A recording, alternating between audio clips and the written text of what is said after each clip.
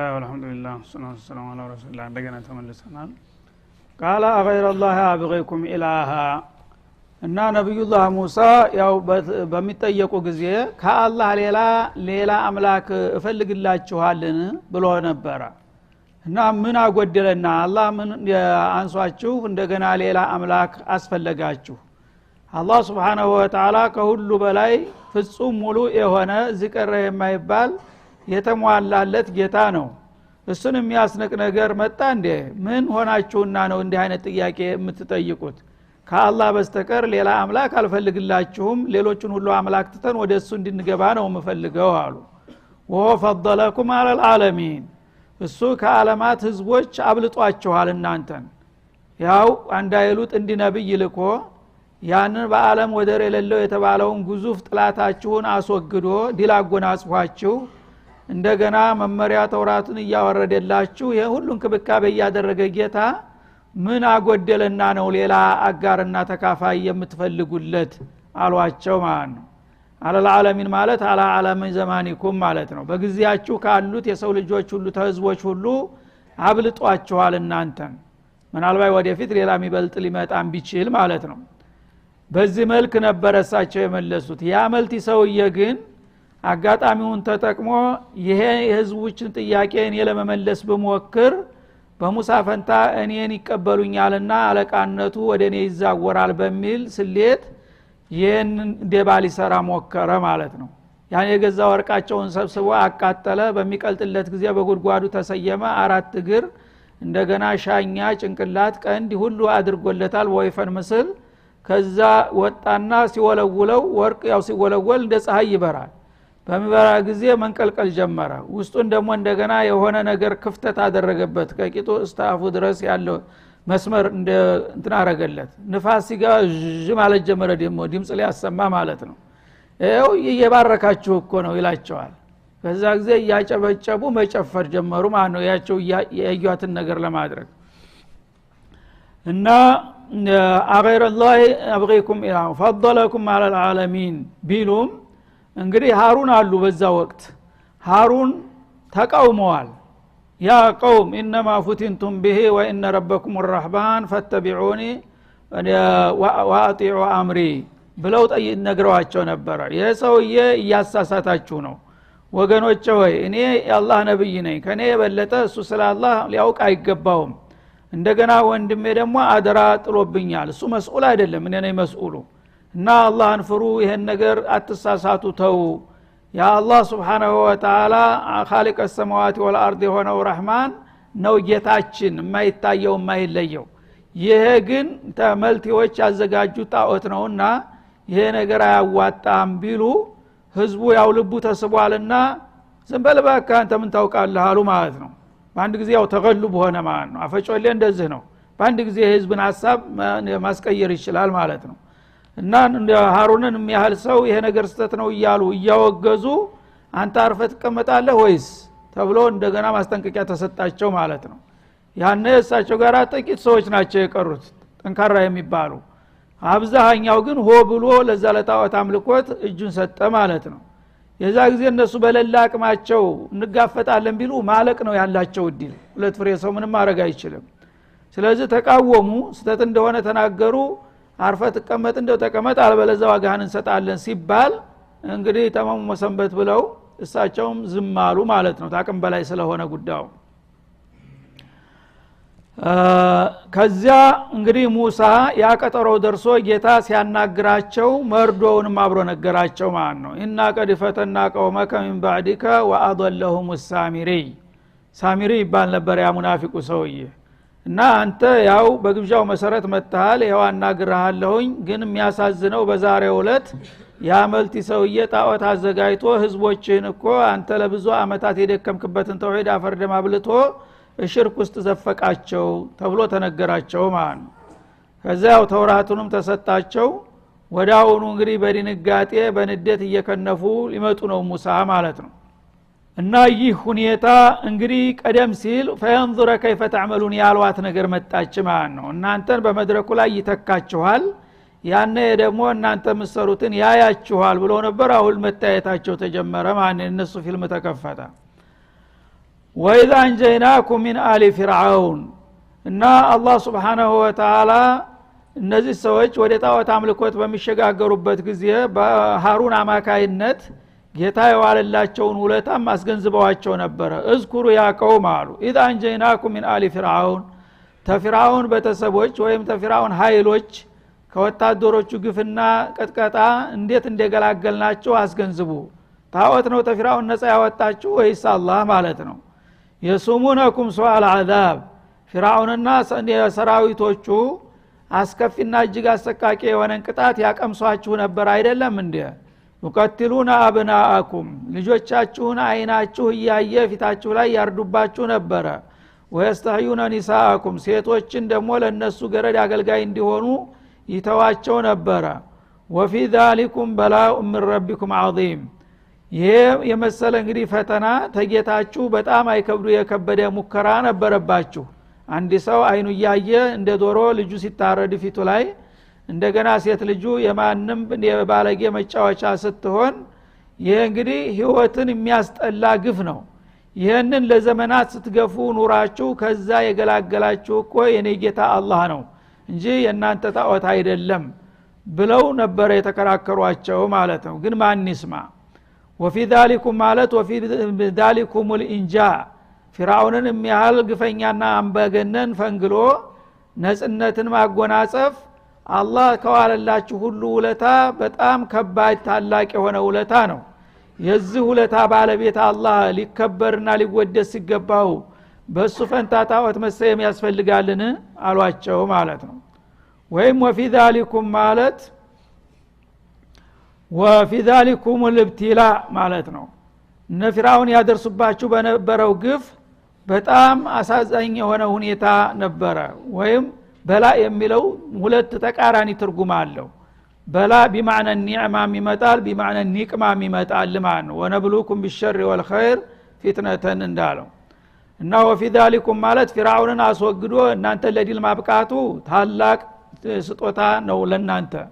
ወይም ደግሞ ፍርዓውንን በእናንተ ላይ ሰልጦ ያን ሁሉ ጭፍጨፋ እንዲያደርግ ማድረጉ ታላቅ ፈተና ነው በሁለቱም በጣም ማንንም ያነሳዋል የሚባል ግፍ አልነበረም ወይም ደግሞ ማንንም ያመጣላችኋል ተብሎ የሚጠበቅ ዲል አልነበረም ይሄን አይነት ለውጥ ያመጣ ጌታ መከበር መታፈር ሲገባው እንደገና በዲል ማግስት እሱን ትታችሁ ጣዖት ማምለክ አማራችሁ ይላቸዋል ማለት ነው وفي ذلكم بلاء من ربكم عظيم ووعدنا موسى 30 ليله እና እነሱ እንግዲህ ልክ ሙሳ እንደሄዱ ይሄንን ያስከፊ ነገር ሲጀምሩ ሙሳ ደግሞ በዛ በቀጠሮ ቦታቸው በሲና በረሃ ምን ላይ እንዳሉም ጠቀሰላቸው ማለት ነው ሙሳ ለ30 ቀናት ያህል ጌታው ባሰጠው ጥሪ መሰረት እዛ ቀጠሮ ቦታ ሄዶ እየተጠባበቀ ነው ያለው 30 ሌሊቶችን አሳልፈዋል በዒባዳ ተጠምደው ማለት ነው ወአትመምናሃ ቢ10 እነዛን 30 ቀናቶች እንደገና 10 ቀን በመጨመር ወደ 40 አሟላናቸው የቀጠሮው ተጨምሮበት እንጂ ሙሳ ሰንፎም አይደለም የቀረው ዑዝራቸውንም እየተቆመላቸው ነው ማለት ነው እኔ እንዲመለስ አልፈቀድኩለቱኝ እንጂ ሙሳ ይሄ ተንኮለኛ ሰውዬ እንዳለው ጠፍቶ ወይም አደጋጋጥሞት አይደለም በማለት ገለጸላቸው ማለት ነው ነው ቅድም እንደተባለው ያልታዘዘውን መጥፎ ጠረን በማስወገድ አላህ እንደገና ሌላ 10 ቀናት ጡምና ይሄን ነገር መልስ ስላላቸው ነው የገዩት ማለት ነው ፈተም ሚቃቱ ረቢ 40 ለይላ ነጌታ ቀጠሮለት 40 ቀን ሞላ ተ30 ወደ 40 አደገና 40 ቀን ፍጻሜ ላይ ሆነ ጌታ የሚያናግርባቸው ማለት ነው وقال موسى لاخي هارون ከዛ በኋላ ያው ሙሳ መርዶው እንደተነገራቸው ወዳውኑ በንዴት እየተከነከኑ መጡ ማለት ነው መጡና መጀመሪያው መስኡልያ ያለበት ሰው ነውና የሚጠየቀው አደራውን የሰጡት ለሃሩን ስለነበረ ቀጥታ መተው በሃሩን ላይ ጥያቄያቸውን ሊያቀርቡ ነው قال موسى عليه السلام لاخي هارون اخلفني في قومي واصلح ብሎ ነበርና ሲሄድ በዛ መሰረት ሊጠይቁት ነው ማለት ነው اخلفني في قومي ገና ሲሄድ እነዚህን ወገኖችን በማስተዳደርና በመቆጣጠር እኔን ተክተህ በንቃት ምራቸው ብሏቸው ነበር ይሄ እንግዲህ የመስኡልያውን ክብደት ለማሳየት ነው ሃሩን ለራሳቸው ነብይ ናቸው ሰነፍም አይደሉም አላማቸውን የሚረሱም አይደሉም ግን አሁን የተጣለበት ኃላፊነት ደብል ነው ድርብ ነው ማለትን ለማስገንዘብ ነው እንደ ሃሩን ሆነ ብቻ ሳይሆን የምትሰራው እንደ ሙሳም እንደ ሃሩንም ሆነ ነው የምትሰራው እነዚህ በኒ እስራኤሎች አደገኞች ናቸው ትንሽ ክፍተት ካገኙ ወዳውኑ ነው ወዳልተጠበቀ ነገር የሚሄዱትና አሁን አንተ የተጣለበት ኃላፊነት ተረበለ ዓለሚን ሪሳላ አለብህ ግማሽ ስልጣን ነው ያንተ እኔ አሁን ደግሞ የኔ ትቻቸው ሰሄድ የኔ ክፍተት እንዳይፈጠር በራስ ኃላፊነት ብቻ ሳይሆን በሁለታችንም ኃላፊነት ተግተህ ሌት ተቀን መጠበቅ አለብህ ተብሎ ነበር የተሰጣቸው ኃላፊነቱ ማለት ነው ወአስሊህ የሚበጀውን ሁሉ ነገር ስራ ወላ ተተቢዕ ሰቢለል ሙፍሲዲን እና ያጥፊዎችን መንገድ እንዲያትከተል እንግዲህ የሙሳ ንቁነት ምን ያህል እንደሆነ ያሳያል ሙፍሲዶች እንዳሉ ያቃሉ ማለት ነው ግን ያው ሸርዑላህ ሁሉ ጊዜ ሰዎችን በጥርጣሬ መያዝ አይቻልምና ተንኮለኞች እንዳሉ ያወቁ ዝም ብለው ነው ይዘዋቸው የሚጓዙት ያው ሁሉም ነብዮች እንደዚህ ናቸው ሙናፊቆች አሉባቸው በውስጡ ማለት ነው እነዚህ አጥፊዎች እንግዲህ ክፍተት ከተፈጠረላቸው አያርፉምና አደራህን እንዳንበላ ተጠንቅቀህ ያንተንም የኔንም ኃላፊነት መወጣት አለብህ እና አጥፊዎች የሆነ ማሳሳቻ ዘዴ አምጥተው ህዝቡን ሊያወናብዱ ይችላሉ ያኔ አንተም ጭምር እሱ የሚያመጣው ነገር እውነት መስሎህ እነሱን ተከትለ አደጋ ጥፋት ላይ እንዲያትወድቅ አደራህን ብለዋቸው ነበር የሄዱት ማለት ነው ወለማ ጃአ ሙሳ ሊሚቃቲና ነብዩላህ ሙሳ እዛ ያዝንለት ቀጠሮ ቦታና ጊዜ ላይ ሲመጣ ጊዜ ይላል ሲና በረሃ ያው ኸሊጀ ሰወይስ የሚባለው ቦታ ላይ ማለት ነው እዛ እንደደረሱ ያው 40 ቀን ሞላ በዛ መሰረት አላህ Subhanahu Wa Ta'ala ወከለመሁ ረቡህ ቀጥታ አናገራቸው በጅብሪል አስተርጓሚነት ሳይሆን ድምጹን አሰማቸው ማለት ነው هذا የመጨረሻ ታላቅ ደረጃ ነው አላህ የሰጣቸው ተዛ በፊት ለማንም ሰጥቶት የማያውቅ እና ጌታቸው አናገራቸው በሚያናግራቸው ጊዜ ኑር ነገር በላያቸው ላይ በራ ልክ እንደ ፀሐይ የሚንጸባረቅ ነገር እና አብረዋቸው ያሉ ሽማግሎች ማየት እስተሚያቅታቸው ድረስ ማለት ነው በኑር ተከበቡ የሆነ ድምጽ ይሰማቸዋል ሰውየው ግን አይታዩአቸውም ማለት ነው ያነ የሙሳ ጌታ ሲያናግራቸው በሱ ንግግር በጣም ተደስተውና ረክተው ያው ኒዕማ አይጠገብምና የጌታን ድምጽ መስማቱ ሲያሰክራቸው ማየት ደግሞ አማራቸው ስጦታ አይጠገብምና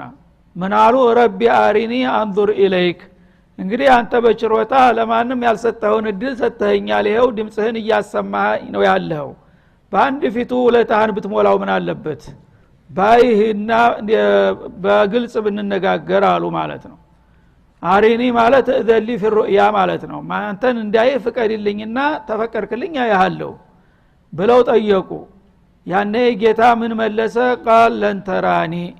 እኔን አታየኝም አላቸው ማለት ነው እዚህ ድረስ ነው የተፈቀደልህ ድምጽ መስማት ነው እንጂ ማየትማ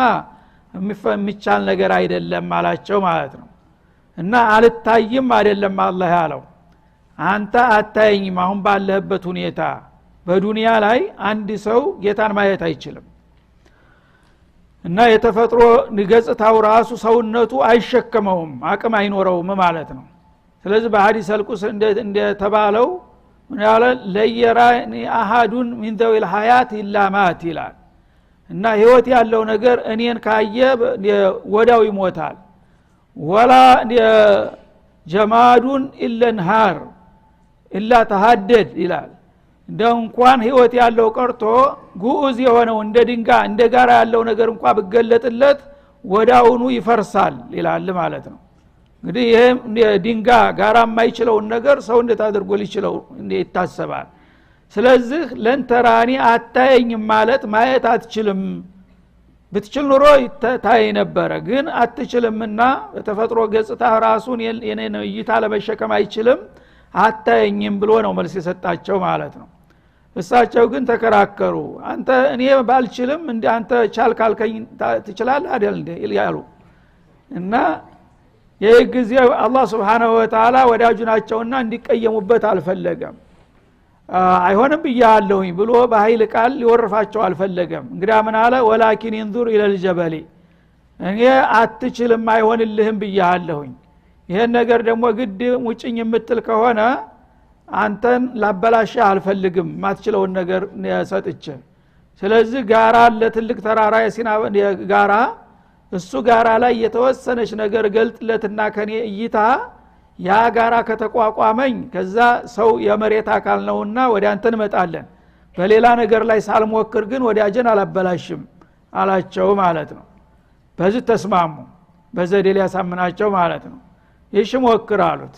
እና የትንሽ ጣት አጥቅ ያህል የትንሽ ጣት ጫፍ ያህል ለጋራው ያአላህ ግርማ ተገለጠለት ማለት ነው ያን ጊዜ ሰማይ የደገፈ የመሰለ ትልቅ ተራራ ነው እንዳለ እሳት እንደገረፈው ቅቤ ቀለጠ ወደታች ወረደ ለጥ ያለ ሜዳ ሆነ ዛሬ ሲና የሚባለው ወራ ለጥ ያለ ሜዳ ነው ገራ የለም ሰማይ የደረሰ የሚመስል ጋራ የነበረው በዛ አጋጣሚ እንዳለ ቀልጦ ወደቀና ሜዳ ሆነ ተስተካከለ ሙሳ ያን ነገር ሲያው እየተርመሰመሰ ሲወርቅ ሲያው እንደ ማዕበል እንኳን ሊያውት ከስተቱን ማየት አቅቷቸው ፈኸረ ሙሳ ሱዒቃ ራሳቸው ፌንት ሆነው ተልፈስፍሰው ወደቁ ማለት ነው እንደ የጊዜ ለተወሰነ ጊዜ ነፍሳቸውን ስተው በቃ ነፍሱ ውጪ ነፍስ ግቢ በድንጋጤ ራሳቸውን ስተው ተወሰነ ቆይታ በኋላ ነው እንደገና ተንሰራርተው የሚነሱት ማለት ነው ወላኪን انظر الى الجبل فإن استقر مكانه على ይሄ ጋራ የኔ እይታ ተገልጦለት ችሎ ተቋቁሞ ባለበት መልኩ ተረጋ فسوف تراني አንተም በመሰረቱ ሰው የአፈር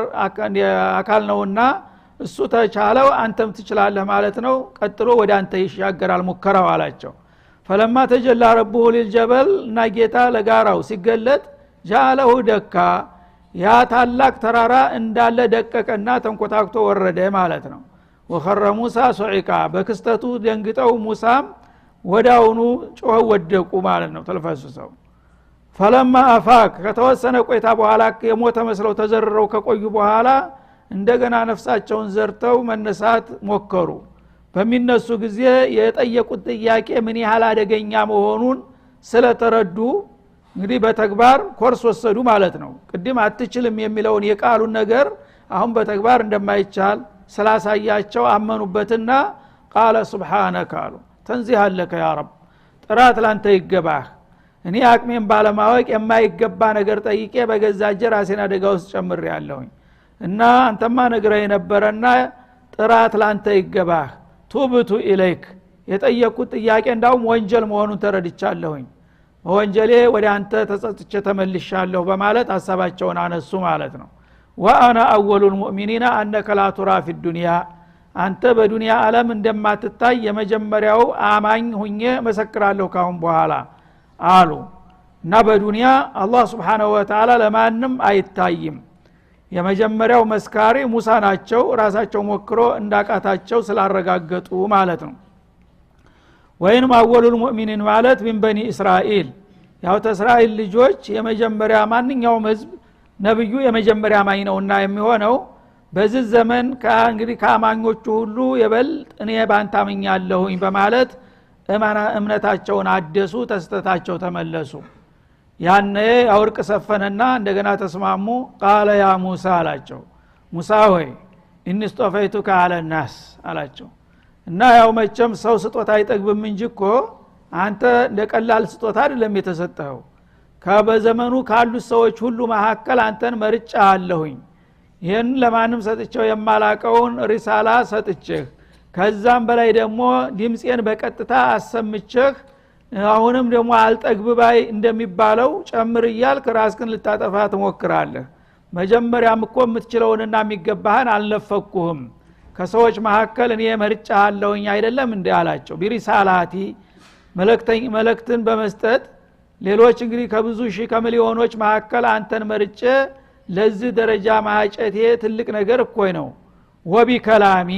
እንደገና ደግሞ ቃሌን በቀጥታ በማሰማት ታሁን ቀደም የነበሩት ነብያት ታላላቅ የሚባሉት እንኳን እነ ኑህ እነ ኢብራሂም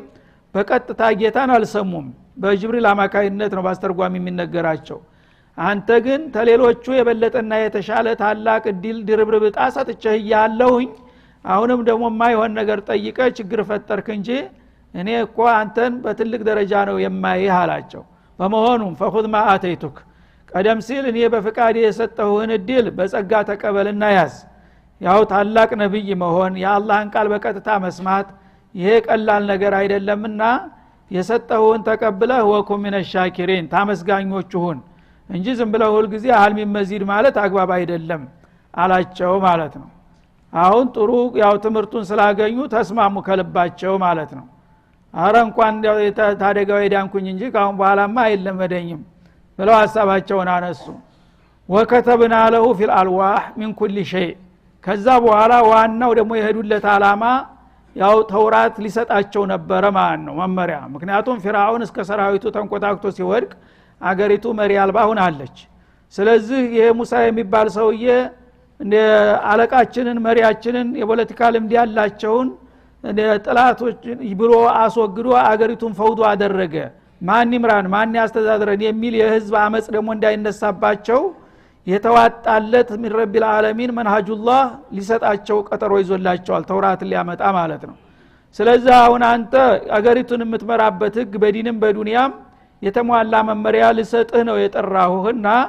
አሁን ይሄው መመሪያው ተዘጋጅቶልሃል አላቸው ወከተብና له في الالواح በተለያዩ ሰሌዳዎች ላይ من كل شيء